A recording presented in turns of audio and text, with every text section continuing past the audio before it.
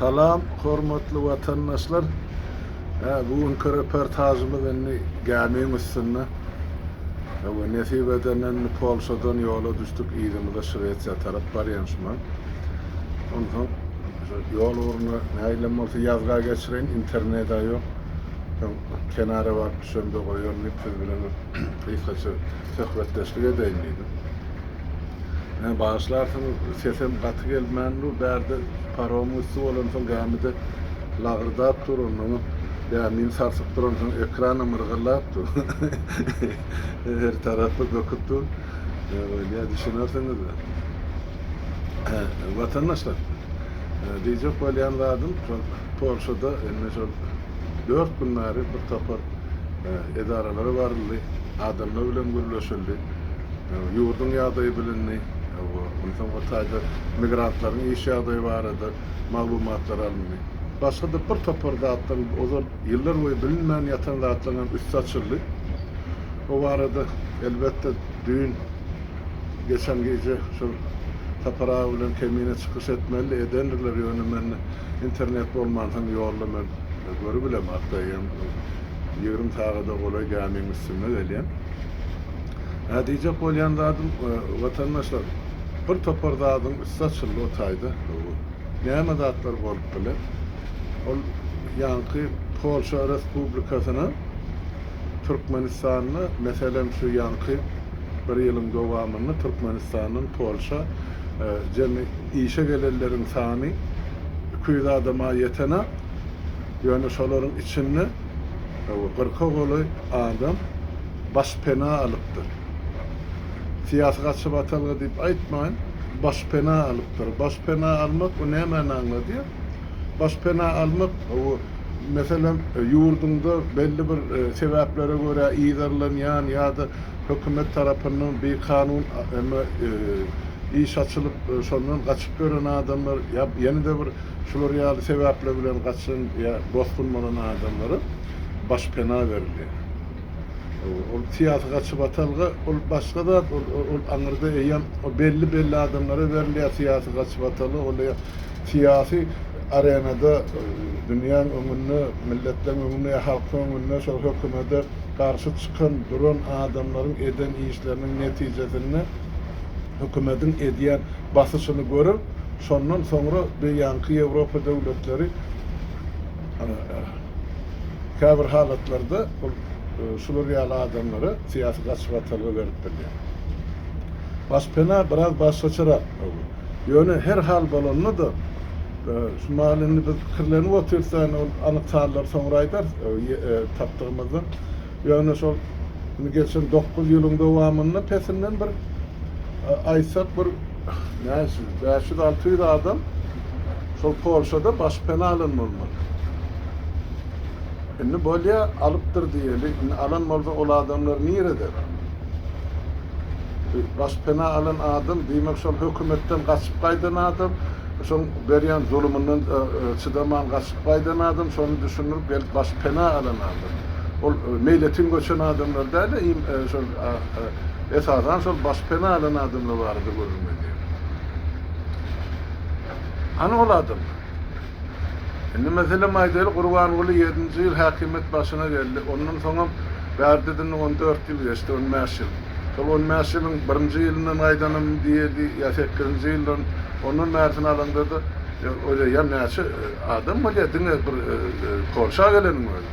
Beýleki döwletlere baryp şular ýaly başpena alanylaryň sany näçe? Men aýtjak bolýanlarym watandaşlar. Indi şol adamlar ýurtdan bir delil getirip özüne biz şu hökümet bilen oňşandak ýa hökümet bizi ýyderle bize bärde ýaşarlyk ýagdaý ýa şert ýok diýip gelen adam. Bolýa gelipsiňiz. Hiç ýyly size garşylyk ýok. Ýöne gelip ýaşap ýörsiňiz. Indi ýygyňyzda watanyňyz galy, halkyňyz galy, dogan garyndaşlaryňyz galy. Hani ýerden ses çykýar, sizden ses çykan watandaşlar. Indi Polşana leýli. Polşada her ýyl şol insan hukuklaryna bagyşlanan şol ýanky konferensiýa geçirilýär da bu hususy. Oňa da biziňkiler şol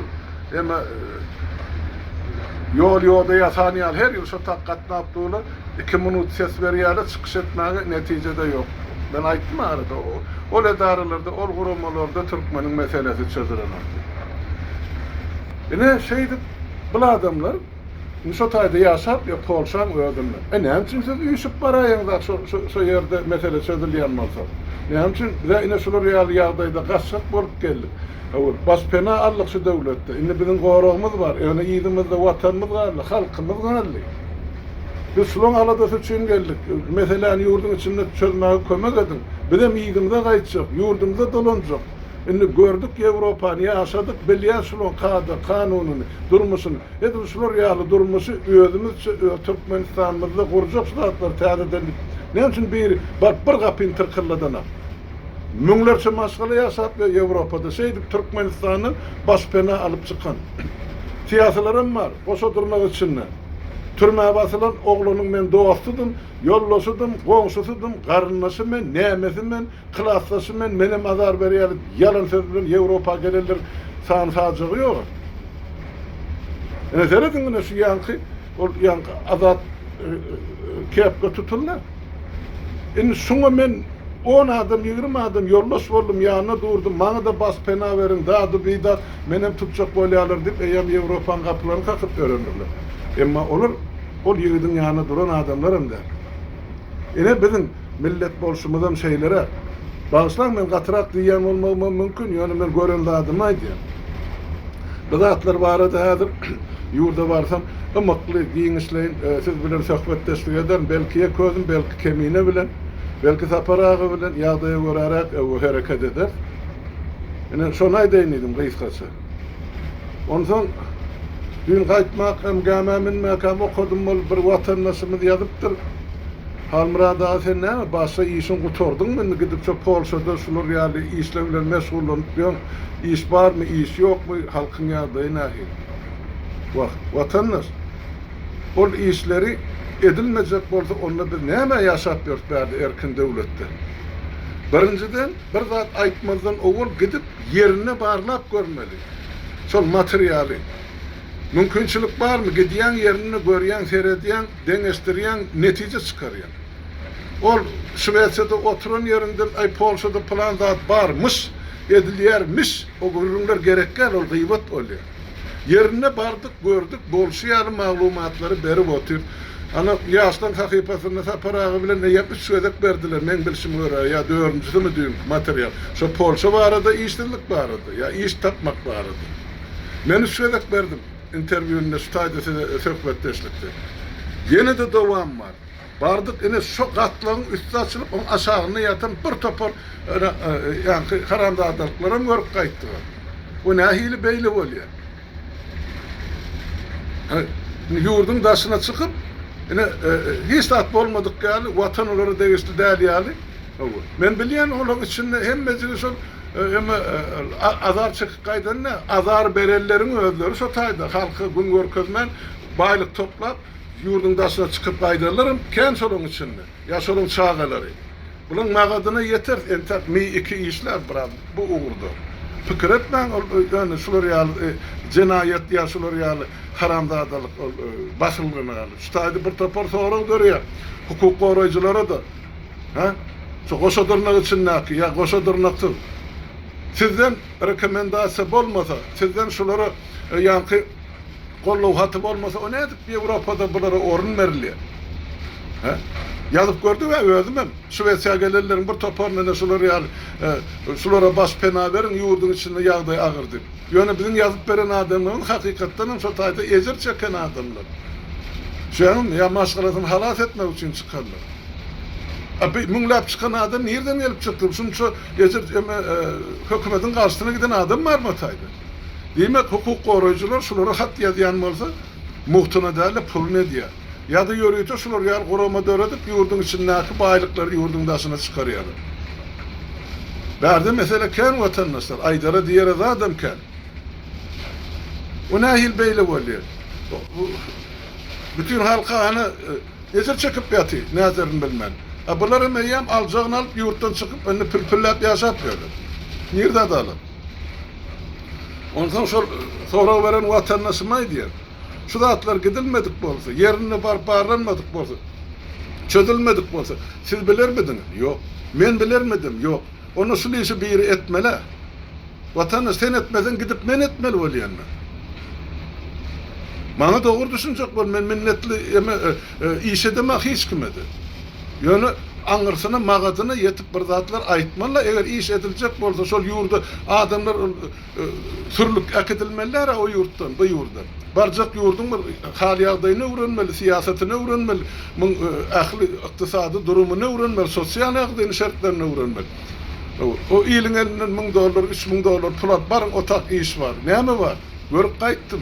Bolyan zatları intermenze cikmecik yetiren eğer aydılmadık zatlar galanmazsa. Onu zaman galı verse de bağışla. Men şol halkın deputadı. Yine deputadın etmeli işi yurdun içinde de daşınına da. Nerede halkın ezer çekken yer var olsa şu taksen kömek edip bilecek bolsa onu baraymalı. Ya da şu problemin bar yerine var, şu problemin içinden öğrenip sonra gelip bile parlamentte nasıl real problemi var deyip aytmalı, sonra çözgüdün talep etmeli. Yine vatandaşlar, deputatlar yurdun içinde etmeli işini, yine bir yurdun daşını ne de oturuyor. Bu işten mi? Elbette, beyleki işlerim var. Yurdun içine yağdı, ağırlaşık gidip oturuyor. Pandemiye deydi, işsizlik deydi, yurdun daşındaki siyasi yağdaylar, Türkiye'deki yağdaylar. Olurum, aydılıp dur, çözülüp dur. Yani bu dağın üstünden bakıp dine şobilin bolup oturmalıysanız onu bilişki alın, siz edin ben onu siyasi işlerle meşgul. Şunun siyaset, şunun iktisadiyet, şunun halkımızın durmuşu. Onun için o iş Polşa gitmelerle kenin yurdunda oturmalı, kenin o bilişle bilen işin yok, siyaset bilen meşgul olayım, bir yıl gerçekten öyle vatandaş. Ben şonay da inliyim. Böyle vaktiniz kâhın alıp oturmay, nesip olsa yurda varamdan sonra öyde arkayın, siz bilen çay başında sohbet teşvik eder. Sağ olun, sağ oturun vatandaşlar.